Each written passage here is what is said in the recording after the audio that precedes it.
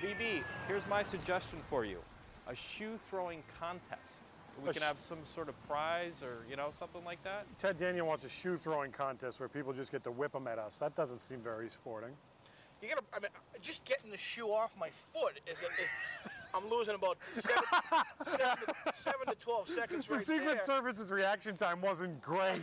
I still feel confident that they would have gotten to you in time. Just getting the shoe. I'm like, it ain't coming off. A little help here. Could somebody? I'm bringing a box of hush puppies. Listen, this shows that George Bush is a true disciple of George Reagan.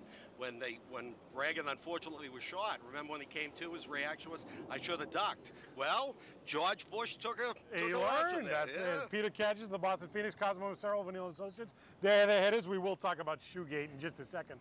First, let's get serious. Cosmo, you were a business guy at the Herald for a long, long time. You wish you were back there with this Bernie Madoff stuff? The business stories just keep getting better, actually. You're absolutely right. You know, this shows what a tremendous amount of absolute blind faith we all, Americans, individuals, institutions, place into the system, place into institutional hands. Incredible amount of blind faith. It's the simplest scam. Taking someone's money, and telling them you're giving them a return and then just paying them with what comes in later. Ponzi scheme, the simplest scam on the most incredible macro level. Charities wiped out. Major international global banks losing billions of dollars. It's astounding that someone who not only should have been subject to regulation, was part of the regulatory framework himself, part of the oversight, could perpetrate this for so long against so many people. It's really frightening. Does it make you feel better or worse, Peter, knowing that those that are supposed to be smarter than us got duped in this Ponzi scheme? Well, misery does love company. Couple of random observations. First of all, we in Boston should be proud. I mean, Chicago may have the $300,000 senator, but the Ponzi scheme, as students of history know, was invented here in Boston. Washington. I'd also suggest that, listen, anyone who doubts original sin need only look at this particular outbreak. Well, let me ask you guys both this. I know you guys are rich beyond your wildest dreams. You're heavy hitters after all. How confident are you that money you have right now is not currently in a Ponzi scheme? I'm personally pretty confident because I don't have a lot of money in anything exotic. But you know, when you see banks losing billions of dollars. Do you have any mutual funds? I've got mutual funds, so yeah. How do you know? I mean, this guy was supposedly the honest one. That's where the blind faith comes in. You see an account statement, you assume, okay, my money is this guy is telling me he's placed my money in Vanguard XYZ fund, but it's just a piece of paper. And all these people, all these charities and companies who got those pieces of paper every month from this company assumed this is terrific. Isn't the good news here, Peter, that, you know what, as long as you're in the middle on the scheme, you're going to make money? Because he was giving out 10 to 14% returns. I suppose if you were in the middle, you know, that's fine. I mean, there is life and there's risk inherent in life. Look, every time we drive over a bridge, we're assuming the engineer knew what he was doing. Hedge funds and investment advisors put money with Madoff.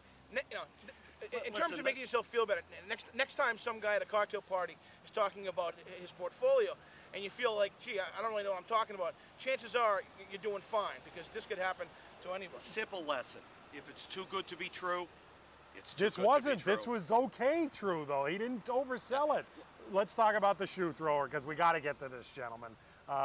Bush obviously at the podium, and wing!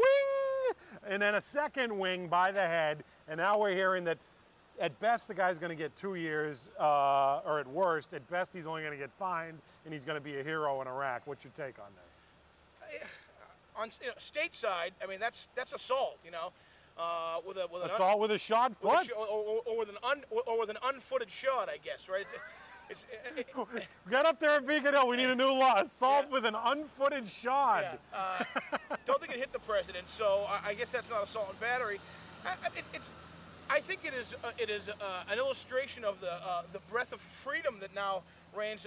Yeah, but he's got to do time. He's got to do time. Yeah, that's a crime. That's a crime. Whether it's funny, but it's a crime. It's funny because no one got hurt, and it wasn't a Richard Reed shoe being thrown. Yeah. Listen, one thing that no one's pointed out is that in the Middle East and in the Arab world, showing the sole of your shoe of your foot to a stranger is considered a gross insult.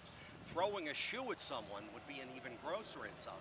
Look, I become very American like anyone else when I see this, and I am able to park my usual anti-Bushism. But it is a reminder to us in the United States that the people who we went to war ostensibly to free do not want us there. On the other hand, you know, we can't have world leaders being the subjects of YouTube stunts. You got to punish this stuff and make sure these guys know you better not do this again. They're not going to do it there. Make them invest in a mutual fund. Hey, quickly, we're short on time here, but rumors are swirling about another Senator Kennedy. Caroline Kennedy has told Governor Patterson of New York, I want the gig. Is she qualified, and is she going to get the gig? You know, the only time I've ever heard Caroline Kennedy speak has been when she's introducing someone, either at the Democratic Convention or the Profiles in Courage thing. So I don't know. You know, her image is introducing people at events, as far as I'm concerned. So, you know, she's got the name. It's the Is family, she going to get the gig? It's the family business. It looks like the fix is in. It's the family business. Oh, sure, she's going to get the gig, I think. Look, it's interesting. Despite the Obama success story going from food stamps to the White House in one generation, money wins out in the end. And you have, you know, the Bushes, the Clintons, and now the Kennedys. Just when you thought they were out? Well, yeah, I mean, listen, I think that unlike Sarah Palin, who would have been one... Wish that gentleman a Merry Christmas and call it a day, Peter. Merry Christmas, Chief. He's Peter Kadges. He's Cosmo Macero, the other heavy hitters. We'll take a time out. We're coming back. Much more to do this morning on the Fox 25 Morning News.